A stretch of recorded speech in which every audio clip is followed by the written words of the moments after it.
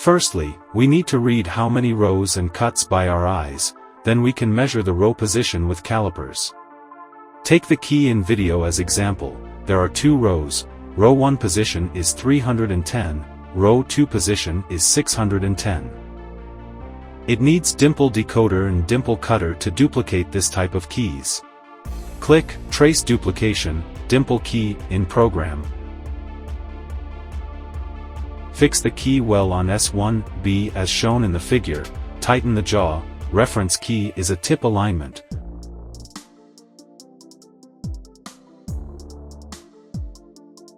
Click Tip option in Program, input 6 for number option and 2 for row count option.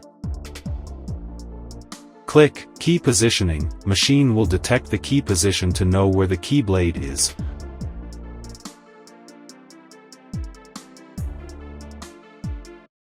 Click Row Position and input 310 for row 1, check row 2 and input 610.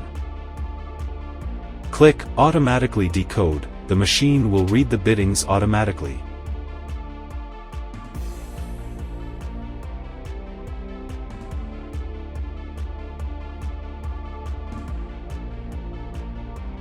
After decoding, replace a new key blade to S1B, fix the new blade well and tighten the jaw.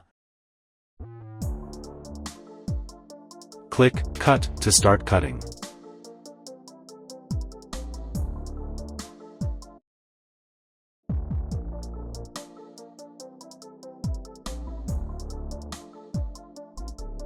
After cutting, clean shavings on the jaw and test it in cylinder.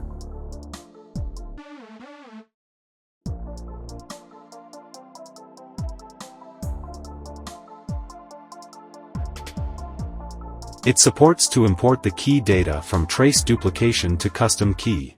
Click Save Data and name it.